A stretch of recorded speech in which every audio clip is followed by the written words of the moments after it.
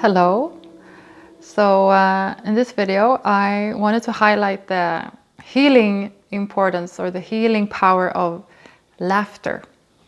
So when you've been through like a heartbreak, or you've been through like even a trauma, or you've been through like a lot of toxicity or a really tough, stressful period, often when we think of it as we need to cry or we need to have anger, which we often also do.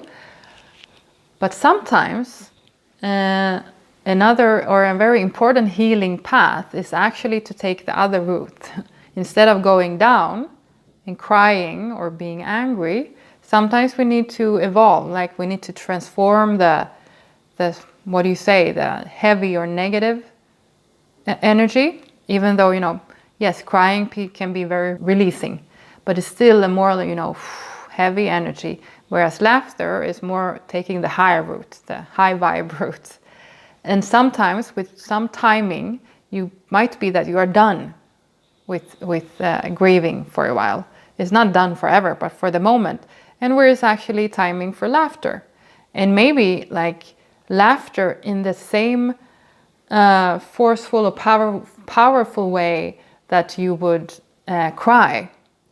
Because when someone has died, we all know that there is a mix of grief and then remembering past memories, and you laugh together, and that's normal of a grieving process. But here I'm talking about a laughter where you sort of, when you laugh so hard, like you cannot stop yourself. It's almost, and when you laugh that hard, that all the solar plexus get really activated, and all the muscles in your belly get like super activated, so you get like, it almost hurt afterwards. That sort of laughter, you will notice that sort of laughter is quite similar to really heavy crying. It's sort of the similar muscles, it's sort of a similar sound after a while. So actually you can choose sometimes if you want to do the really heavy crying, or if it's time for the laughter path that has with the same intention to heal or to transform something, like to let emotions go through you. But to take the laughter route is sometimes it's more like alchemy. It's like you're transforming something really sad or something really heavy into something light. And that's actually a very healing therapeutic process. The way I taught therapy was that people with problems and traumas, they come and talk, and then they process by grieving or by being angry, and then of course, thankful. They feel a lot of painful feelings so that they can then feel love or gratefulness.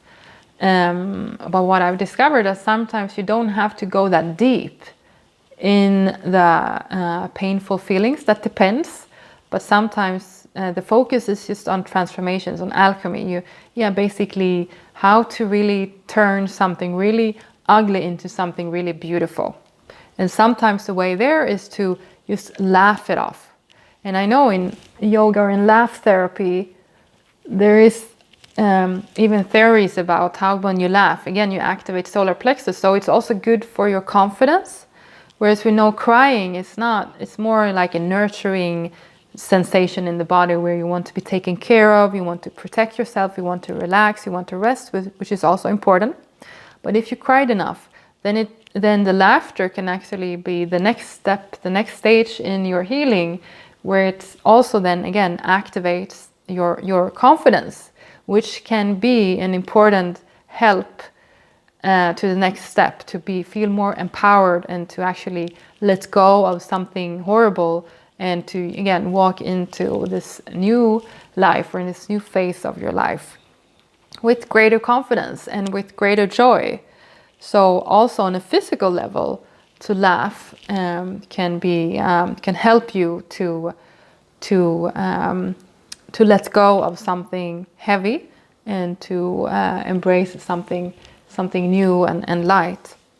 So this is basically just a quick reminder that you don't, because we had certain kinds of norms, right, in our society, that when something bad has happened, we should cry, or we should be angry, and sometimes we can lose the natural feeling that our body wants to feel in the situation, because, for example, laughing might feel like it's the wrong feeling, and actually sometimes it's good to look at kids, because they often have spontaneous, healthy feelings in situations, and sometimes they laugh when they shouldn't. Maybe they laugh, when someone has died, not because they laughed at the person who died, but they remember something funny, or they see something funny, and that can be a good inspiration that, it's sometimes we adults are stuck in norms of expectations of what is the right feeling to have, how are we supposed to react to this event, and that some feelings are wrong to have, so that we can be so restricted by these norms that we actually don't allow the natural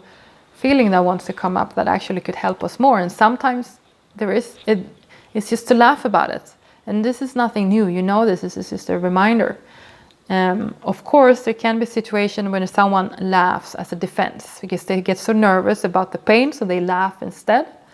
So that's another kind of situation, and so it's complex. I'm not saying it's easy to know, but it's a reminder that, we can be stuck in norms, or we can be stuck in defenses because we're scared, so that we don't get access to the true feeling that our body wants to feel, and that our body actually knows it's best for us for the moment. So you just, maybe reflect about that, to be aware of how you can disturb the natural flow of healing for your body, and that everything is okay as long as it's aligned and it's tuned to your body. Laughter can be defensive, but anger can also be defensive. Grief can also be defensive. So all core emotions can also serve a defensive function, like to hide the actual feeling that wants to be felt. So to be aware of that, and the sign for that is often that you don't get a release.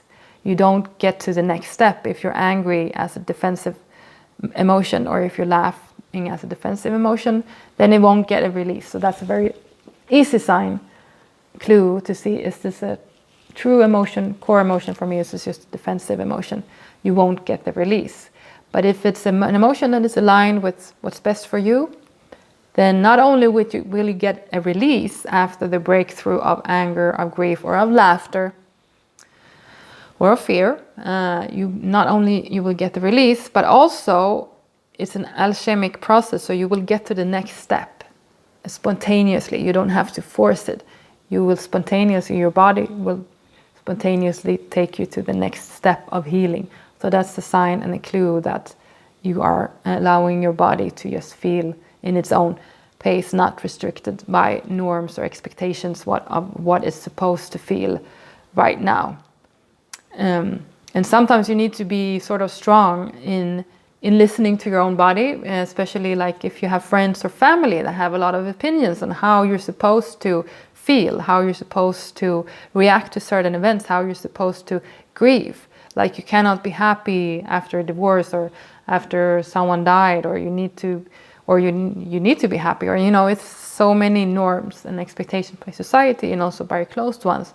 So in a way, you need to develop the capacity to listen to yourself, while also have some people that you trust, that know you very good, and you're blessed if you do, that actually can tell if you are in a defensive healing process, like, for example, becoming manically happy, and when something is actually really sad for you, and you're avoiding the pain, so you're engaging in these manic, toxic, then happy behaviors. So then it's nice to have good friends that know you, so that you can listen to, but the most important is to learn how to really listen to yourself and allow the emotions to come through, in the name of best efficient healing for you. And as I said in another video, time and patience is very important, okay?